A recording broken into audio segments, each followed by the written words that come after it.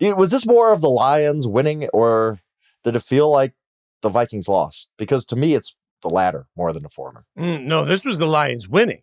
Because to your point, I think this was a tight Lions team in the beginning with a couple of throws that just made zero sense from Goff, right? Like a couple of throws that you look at and say, I don't even understand what you were looking at there.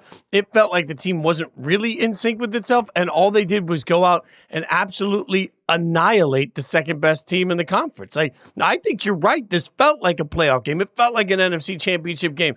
And the Lions kicked the snot out of them.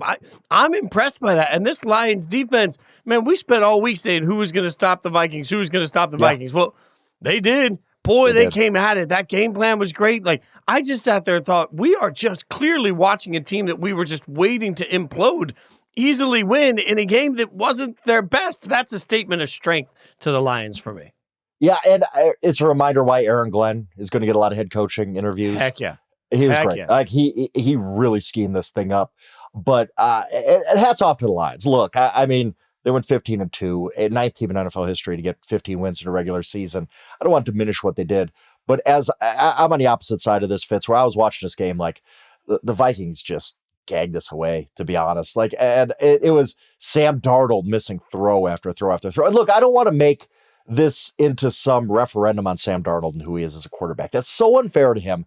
After the season he's had, to just be like, there it is, Sam Darnold, he's a fraud. He's not. No, Sam Darnold's good.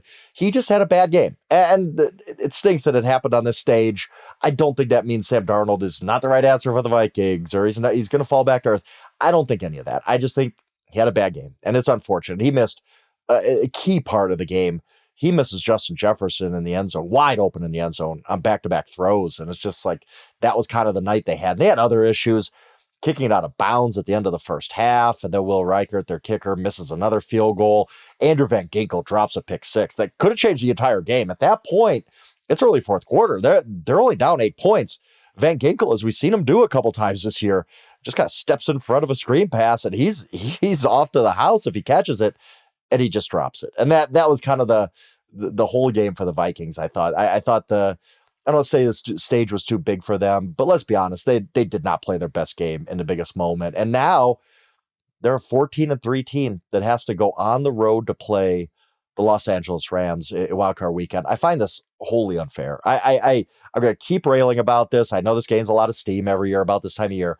There is just no reason why you can't have the same criteria to pick the 7 teams. Your 4 division winners, your 3 wildcards. All right, we got our 7 teams. Now let's seed them by record, because there's no earthly reason a 14-win team should be playing at a 10-win team on wildcard weekend. That just makes no sense to me. And Fitz, I'll tell you something.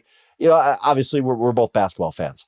The NCAA tournament selection committee sometimes gets seeds completely wrong, right? And we talk about the team that gets misseeded. The team that really gets punished is that high seed that they have to play right away in the second round. Some 1 versus 8 game in the second round. We're like, this team was an 8 seed. That this committee screwed this up so bad, it really hurts the 1 seed. Well, I think about the Lions. If next week, Fitz, if the Eagles, the Buccaneers, and the Vikings all win in the NFC, the Lions, who are 15-2 and have done everything right this year, they number 1 seed, all that stuff. You know, they play their first game in divisional round weekend. They play a 14-3 Vikings team. That's just wholly unfair to them. That makes no sense. But the Vikings would be the lowest seed remaining in the NFC playoffs. That ain't fair to Detroit. We need to get this system fixed a little bit, because this shouldn't happen. But anyway, long story short, Lions, hey, did their job, got it done. They're 2 home games away from a Super Bowl, while the Vikings have to travel to LA for what's going to be a really, really tough wildcard game. I do think it's important to go back to a second here on the Sam Darnold thing. This doesn't have to be a referendum on Sam Darnold. You're right. But it is fair to say Sam Darnold was horrible in this game.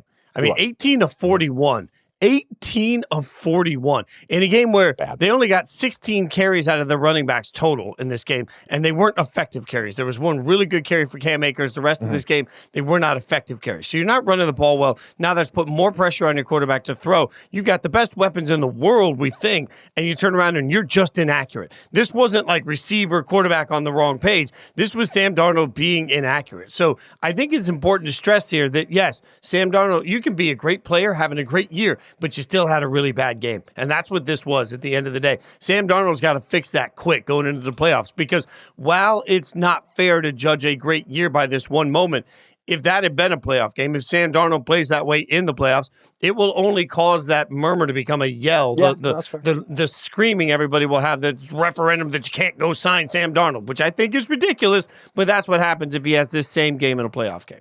No, and it's true. Like, we all watched just 7 days ago, Monday Night Football. Brock Purdy would torch this Lions defense. Like, we've seen the Lions defense late in the season give up some huge games. Josh Allen, another one. And this Vikings team could only muster 9 points against that Lions defense. And the Lions defense came to play. Mick Robertson played a great game against Justin Jefferson. And like we've said, Aaron Glenn schemed things up really, really well. But at the end of the day, he still only scored 9 points on this Lions defense that lost Terry Arnold to a leg injury in the first half. Like, this was a bad performance by this Vikings offense. It was not Kevin O'Connell's best game by any means. Definitely not Sam Darnold's best game by any means. And yes, he has to own that. And Sam has to own it. And I think he'll get better. I think he'll bounce back in the playoffs. But yeah, this was kind of a rough one. This was for everybody involved in the Vikings. It just stinks so much that they're the first 14-win wildcard team in history. The record was 13 wins for the 1999 Titans, who, by the way, made the Super Bowl. So it's not like the Vikings season's over or anything. But to win 14 games and feel like it's a disappointment at the end because you're a wild card team, you don't even get a home game out of this. It kind of stinks for the Vikings to have this kind of storybook season. And ultimately, like, what's your reward? Okay, go play Sean McVay and Matthew Stafford and Puka Nacua in the first round on the road. Like, that's a really tough thing. But hey, whatever. We all knew the rules coming into this game. We all knew the stakes going into this one. And the Vikings didn't rise to the occasion.